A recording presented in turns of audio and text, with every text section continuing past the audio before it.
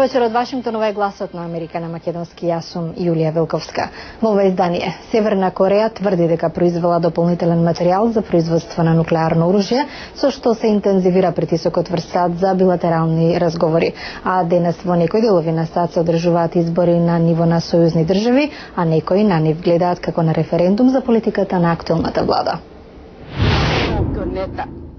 Северна Кореја тврди дека произвела дополнителен материјал за нуклеарно оружје во време кога го зголемува притисокот врз САД за билатерални разговори. Севернокорејската централна новинска агенција соопшти дека завршило процесирањето на 8000 употребени прачки гориво и јави за значителен напредок во претворање на плутониум во гориво за нуклеарни бомби. Иранскиот врховен лидер Ајатолахот Али Каменеи денес изјави дека Техеран нема да биде заведен од, како што го нарече, лажниот помирувачки тон што доаѓа од Вашингтон. Американскиот председател Барак Обама поддржува интензивирање на односите со Иран, но неговата влада, заедно со неколку светски сили, истовремено врши притисок врз владата во Техеран да ја отстрани загриженоста за иранската нуклеарна програма преку контролирано збогатување на иранскиот ураниум во странство.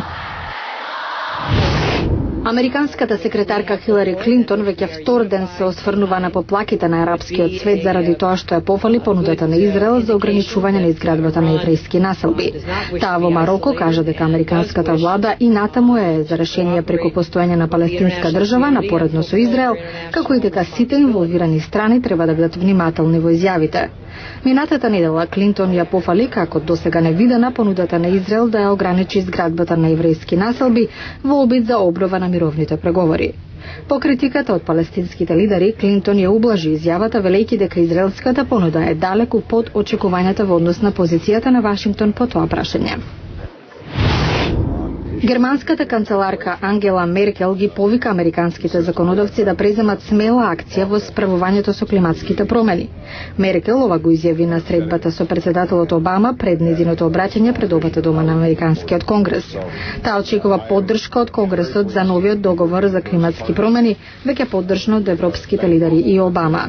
Меркел и Обама разговарале и за Афганистан, иранската нуклеарна програма и економски прашања.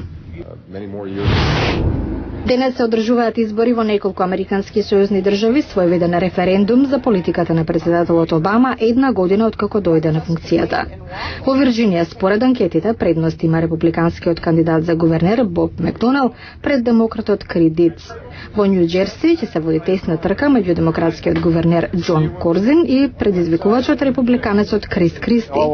Колку за подсетување, Обама однесе победа во овие држави на председателските избори.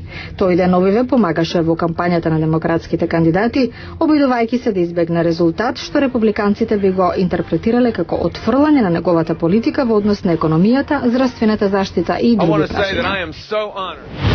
Вашингтон бара од зборови да се мине на дела. Председателот Барак Обама реагираше на реизборот на Хамид Карзаи на функцијата председател на Афганистан со повик да работи на искоренување на корупцијата во земјата. Сега, кога Карзаи обезбеди уште еден мандат, официјален Вашингтон и сојузниците се соочени со прашања за легитимноста на афганистанската влада, како и нејзините напори за се спротистави на Талебан и Ал-Каида. Обама по телефон му честитал на Карзаи на повторниот избор, но подвеков дека ова треба да биде моментот кога ќе започнеме ново поглавје, базирано на подобро управување и многу посериозен обид за искоренување на корупцијата. Обама вели дека добил уверување од Карзаи дека е свесен за важноста на неговиот реизбор за афганистанската историја. Американскиот председател возвратил дека доказот треба да биде не во зборови, туку во дела. Портпаролот на Белата куќа Роберт Гибс најави дека САД во контактите со владата во Афганистан ќе продолжат да ставаат акцент на подобрување на управувањето, граѓанското општество и справувањето со измамите и корупцијата. Карзаи освои нов мандат во време кога Обама размислува за барањето на главниот американски командант во Афганистан, генералот Стенли Мекристал, за дополнителни десетици илјади војници. Портпаролот на Обама рече дека конечната одлука ќе биде донесена за неколку недели. НАСА лансираше нова ракета Планоте, таа да подржи лет со човечки екипаж на месечината и на Марс до 2015 година. Стреањето на 100 метри долгата ракета Арес траеше 2 минути пред да падне во водите на Атлантскиот океан. Инженерите очекуваат податоците од сензори во ракетата да им помогнат во незиното усовршување. Првиот лет со човечки екипаж и поможност до месечината не се очекува пред 2015-та. Директорот на тест летот Боб Ес го пофали тимот на Арес за успешно изведената мисија. Апсолутно спектакуларно. Тимот е особено возбуден. Се течеше според планот, дури подобро од очекуваното, вели тој. Проектот Арес е дел од програмата на НАСА наречена Констелација, со која се повлекуваат од употреба ракетите Сатурн, што агенцијата ги користеше во 60-тите години за лансирање на мисиите на Аполо на месечината. Инженерите на НАСА велат дека новиот дизајн го покажува напредокот во ракетната технологија, но некои се загрижени за чинењето на проектот. Председателот Обама нареди ревизија на целите на НАСА заедно со буџетот за реализирање на планираните мисии. Поранешниот председател Џорџ Буш ја одобри оваа програма вредна $60 милиарди во 2004 година, но тоа беше пред глобалната рецесија и пред рекордниот дефицит на САД. НАСА планираше да ја финансира програмата Констелација во еден дел преку прекин на програмата за спејс шатлите, со која се поддржува меѓународната вселенска станица.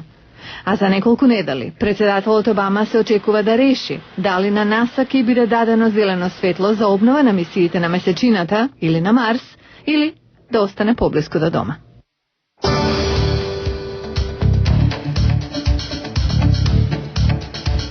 Утре во Newsflash, како да се продолжи животниот век.